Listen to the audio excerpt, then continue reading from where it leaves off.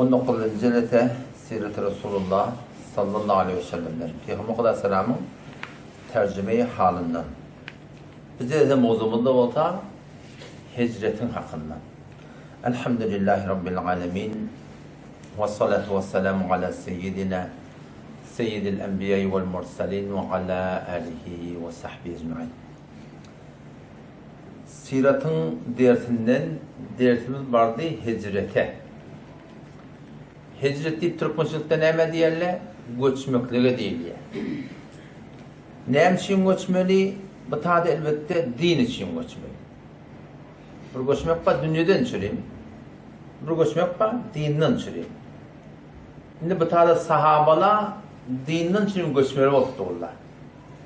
Mekke-i Mukarremeni şol mübarek şehri terk edip gitmeli oldular. Nem için? Din için. Nemeden çüreyim din için? Son dine vara yaşamaklığa koymayacak oluyorlar. Allah Teala'nın pak dinine vara, Peygamber'in sünnetine vara yaşayacak olanda koymanlı olurlar, ediyet berkti olurlar, göçmeli olurlar. Nire göçmeli? Bunu Peygamber'den sonra aktarlar. O şun konu şu hüküm ölçayına. Musulmançılıkta biz hayti bir memlekette, yurtta yaşap yer. O şu taada bir kafir yurdun elinin aşağına. Sen başlığın kafir. Sen adanına koyanak, mescidine koyanak, namazına koyanak, hecabına koyanak. Etçek kodan seni asıl kıymılıdan akla. Son yalak yurttan eğer elinden geliyen olsa göçüp kullen çıkayım var. Eğer elinden gelmeyen olsa o adamla nemen hukmuna geliyor, mazurun hukmuna geliyor. O zaman şu zamanla sahabala katı daran dilini çıptırlar, katı kıyınçılığı oklaptırlar. Şu adam Peygamber Kudası'ndan sonra sahabalar ya Resulullah biz neyme deyip de maslahat aşanına şunu göçmekliğe, hicret etmekliğe Peygamber Kudası'ndan icade veriyor. O Sure-i Ankebut'ta 56. ayette Allah Teala şunu saf sadedip aydıptır. Ya ibadiyellezine amenu inne ardi vasi'atun fe iyyaya fe'budun. Kullu nefsin zâikatul mevt. ثُمَّ إِلَيْنَا تُرْجَعُونَ يَا عِبَادِيَ الَّذ۪ينَ آمَنُوا Rabbimiz Allah Teala'nın pak kelami Sure-i Ankebut'tan 56. ayette ne diye? Ya ibadiyellezine amenu ey bendelerimi ki iman getirdiniz. İnne ardı vasi'atun min Allah'ın şeriatını oraya yazık koyardığını koymuyor Allah. İnne ardı vasi'atun min Allah'ın yeri giyin. فَاِيَّايَ فَعْبُدُونَ Khas min Allah'ın ibadet edin. Kullu nefsin zâikatul mevt her bir zâlıdan ölümün takamını dağıtacak. ثُمَّ اِلَيْنَا تُرْجَعُونَ Toram bir de Allah'tan yanatır uğruk getirirler fakat. Allah da icade veriptir. Yerin yürü giyin de. Gidibilecek yerlerin olsa, göçüp bilecek yerlerin olsa din için, diyanet için göçüp de şurutunda gitmeklik gerek inşallah. Nene sogabı ne kadar? Hopna antat tattı diye da sogabı ne kadar? Dilim böyle antat da oturan yerinde. Şu Huday Teala bir şu asman yer, altın yer tuttu diye yakın oturaya biliyor musun? Bir tane tavuğa ketek verecek olanda neyse bunu iyi söyledi. Emanında değişik olsa bağır yok derler. Çay götürüyor, su götürüyor. Onu kıyırıp, bunu kıyırıp. Öyle bir başa aylık. Falanca milyonu tane harç etmeli. Yani ketek verecek olanda biliyor musun? Buradan ketek verecek olan. O zaman şu daydan Allah Teala'nın ne kadar kudreti var, ne kadar ilmi var, ne kadar bilmi var ki sizlere bir kamil yaratıptır. Sizlere bir kamil yaratıptır. Biz onu tavuğun keteğini becerdek, bu tarafın beytek de, o tarafın beytek de, bu tarafın beyle oha da. Beceremiz sonra yoş doğrulamadır ya. Oradan ahırda da gelip var bir nemet ya, oradan sonra atak. Neyine beyle olmalı dedi. Ama Allah Tebarek ve Teala'nın mülkü giyin, şu formasını yaratıptır, indi tensin eppel çık gidecek olayan, dillen tatacak da, Peygamber, sahabalar, Habeşe hicret ettir diye, anlatacak ayda ya. Medine hicret ettir diye. Göçük ediptir diye. Ama sen şunu ödüne bak görüyorsun de, ödün şunu iş edecek bolanda anlattı diye, katı bir kıyım zat yani. O zaman Allah Tebarek ve Teala sen şimdi bir yolu kökülüptür de anne. Şu yolu kökülmektiğine idine boşluk da veriptir şu an. Huday deyip çık gitsen, Allah Teala'nın dinini çıkıp gitsen, Huday Teala ne çektirtir? Avval dünyaya vade veriptir. Eğer ehyanını ölümde başına alsa, ahiretinde vade veriptir yani. Kulun diyanatın öğüdü şey. İslam dinin öğüdü şey. Yani biz şu an Kur'an'a oraya sünnete oraya yaşasak, İslam'a oraya yaşasak, avval tek dünyana abadat boluyor, abad boluyor, sonra mı ahiretin abad boluyor? Dünya nağıt abad boluyor, kıyamet niyetke henid. Kıyametin kurun henid niyetke yatıyor. Şu kadar Hazreti Ebu Sufyan radıyallahu anh iman getirmedik vaktinde Peygamberimiz ona davet verenler ya Ebu Sufyan gel iman getir kad ci'tukum bid dunya vel ahire hem dünyanın hoşluğu olan hem ahiretin hoşluğu olan geldim ben diye da hem dünyanın hayrı var hem ahiretin hayrı var dünyanı uçağa getirtir Peygamberimiz biliyor musun? Şu an her kim 5 vakit namaz cemaatine kaim olsa Allah Teala 5 farz kılacak deyip durdu. Avval kız Peygamberimizden ne mi diye? Avval kız dünyanın darın dilerinden çıkacak deyip durdu. Her kim 5 vakit namaz cemaatine kaim olmasa şu dünyada 5 Arap başlı adama avval baştan dünyada darın dilerim olacak diye biliyor musun? Kulun dininde suratları şimdi Huday Teala oraya Huday Teala şu dinin bereketine, itaatın bereketine, ibadetin bereketine, şeriatı oraya bulmanın bereketine, uçaktan şu dünyaya ibadet ya, ondan sonra kıyametin var. Şimdi bu tarzda da hicret etme oldu. Kulun göçüp gitmedi. Yerden, yurttan, maldan, mülkten, var yoktan ayrılıp çıkıp gitmedi. Nece dillan taat, kıyın taat, sonra Huday Teala teşvik etti. وَمَنْ يُهَاجِرْ فِي سَب۪يلِ اللّٰهِ يَجِدْ فِي الْأَرْضِ مُرَاغَمًا كَثِيرًا وَسَعًا Bu dünya hakkında.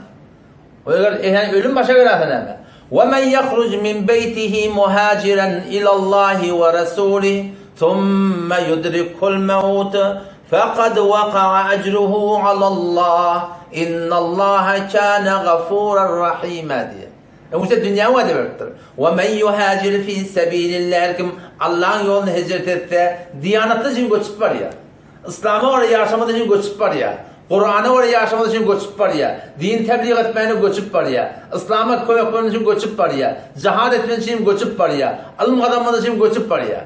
وَمَنْ يُهَاجِرْ فِي سَب۪يلِ اللّٰهِ Her kim Allah'ın yolunu hicret etti, ne verecek ya Allah? Uçak dünya verecek deyip ne kadar verecek? يَجِدْ فِي الْأَرْضِ مُرَاغَمًا كَثِيرًا وَسَعًا Hem mal taydan hem imaniyat taydan Huday Teala köpten köp kıyımsızlık verecek deyip da.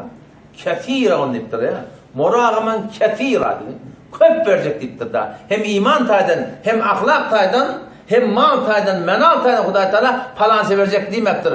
وَمَنْ يَخْرُجُ وَمَنْ يُهَاجِرْ فِي سَب۪يلِ اللّٰهِ يَجِدْ فِي الْأَرْضِ مُرَاغَمًا كَثِيرًا diye. Köpten köp verecek deyip ya. Ama ehyanın yolu gitti yerden.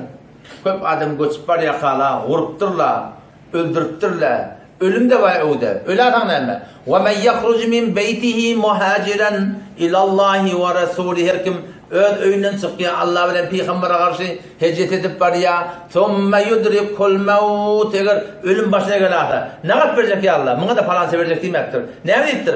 فَقَدْ وَقَعَ أَجْرُهُ عَلَى اللّٰهِ diye. Onun padaşı, soğabı Huday'ın oyunu deyiptir da. Neyse verecek öyle değil. Neyse verecek demektir da. Dünya taydanına falan verecek demektir. Kethira ve saadettir. Köpten köp yüksek verecek demektir. Ahiret taydanına Allah Teala eğer buradan ihlas bilen Huda için hicret etti, İslam'ı oraya yaşamanın için, Kur'an'ı oraya yaşamanın için Huday Teala فَقَدْ وَقَعَ اَجْرُهُ عَلَى اللّٰهِ diye. Onun soğabı, padaşı Huday'ın boyuna deyiptir da. اِنَّ اللّٰهَ كَانَ غَفُورًا رَحِيمًا O da şu taydan yani her kim şeyle bir yağdaya düşse elinden geleyen olsa gerekli ki hicret ettin yani. Ne kadar yurtlar var şu Müslümanlıkta. Şu tarzda vagan yaşayacak odan yaşatmıyor Allah. Şu Fransa'nın oraya değil mi? Fransa'nın orada. Oradan ayarlı olmanın hicabını kendinden sıfırlay Allah. Ne kadar edip veriyorlar. Ne kadar edersen koyun aklı ya. Kıymılıdan aklı ya. Bu böyle hicrete mekani. O yurttan o yurda koşmak. Bu böyle hicrete şahsi. Her bir adam o Mekke Medine'den koşup Mekke'den Medine'ye koşupturlar.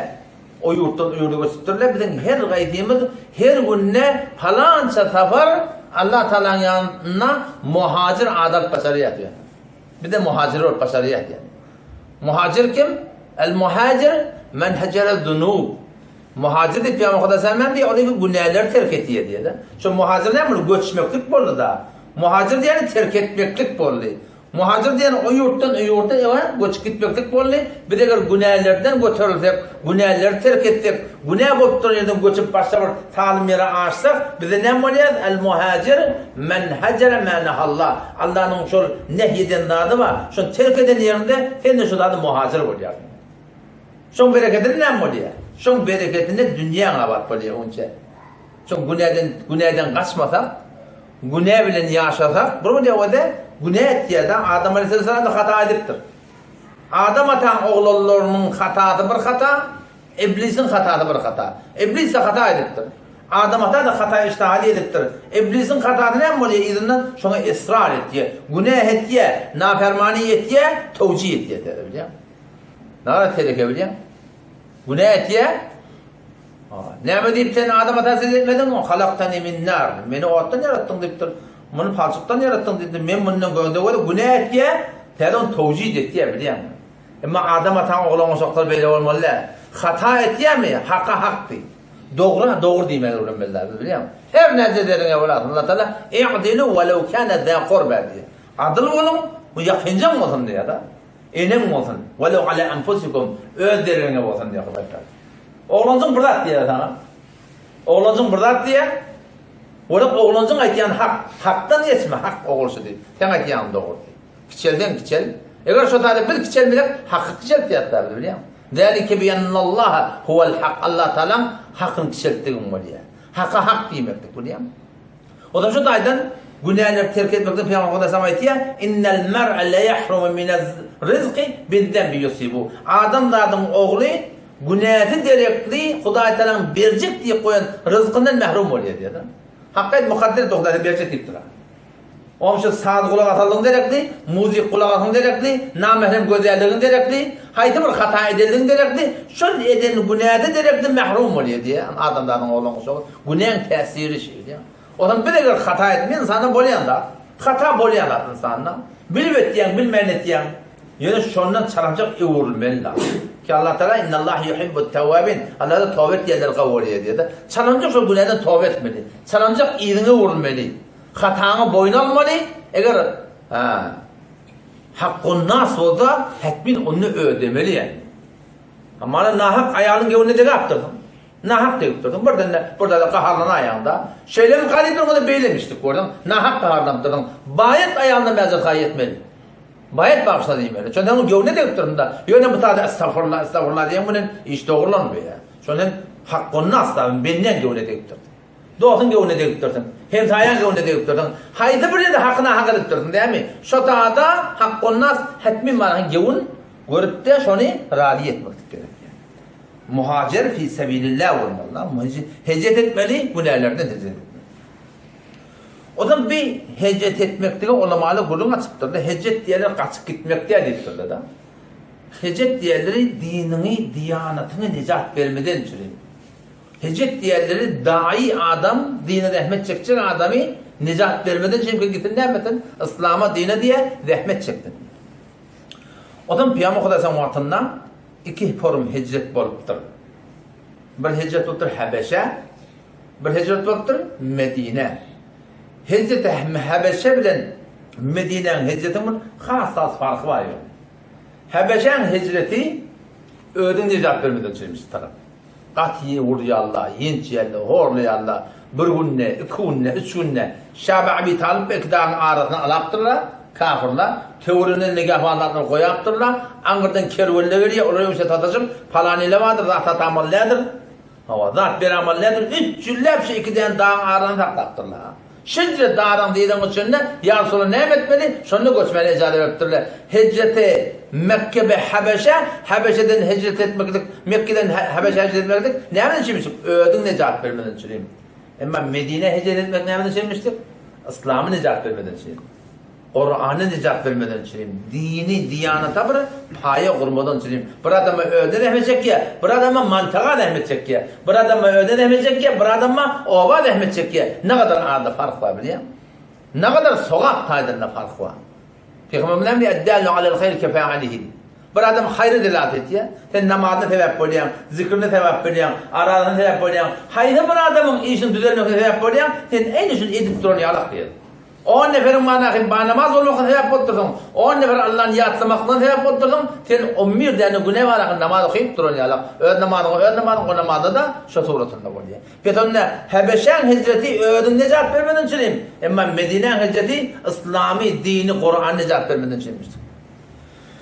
Habeşen hicreti bir adama barıp barahim penahende olmadan çüreymiştir. Bir adamın barıp kucağına kaçmadan çüreymiştir. O da kim? Hazreti Neccaşi Esmaha diye adını sayardı. Esmaha. Esmaha'nın adı ne mi? Neccaşi diğerleri şol Habeşe yurdun padişahlarının lakabı da Rumilerine Herakl diyorlar. Başlıklarına. İran Han'a mı diyorlar? Kesra diyorlar. O için Neccaşi şu Afrika yurdunun başlıklarına yankı padişahlarına Neccaşi diyorlarmıştık. On şu Neccaşi ki Peygamber Aleyhisselam'a iman getiriyor, şu adam Esmaha diye. Esmaha mana ne mi? Atiye. Birinin hediye diye mana var diye da. Şu adam kavadım, padişah kavadım, adıl, öde Mesih'i, Peygamber'den haber var. Bunu Habeşen hicreti bir adamın kucağına aşağı koltuğlu da. Bir adamın varıp var, penahende olmadan söyleyeyim. Bir adamın var, emniyetin aşağına girmeden söyleyeyim. Ama Medine'nin hicretini emniyeten söylemiştir. Adamları penaha almadan söylemiştir. Teologdaki adamlar geliverin işte. İslam ştadı var, Kur'an ştadı var deyip şu tuğratında kucak açmadan çürüymüştük. Kula Hazreti Bayit'ten Habeşen hicreti bir kucağa açmadan çürüyüm. Ama Medine hicreti kucak açmadan çürüyüm. Baştaki adamlardan çürüymüştük. Bu yine de bir farkı Habeşen hicretinde bir muhlis adam var şu dağda.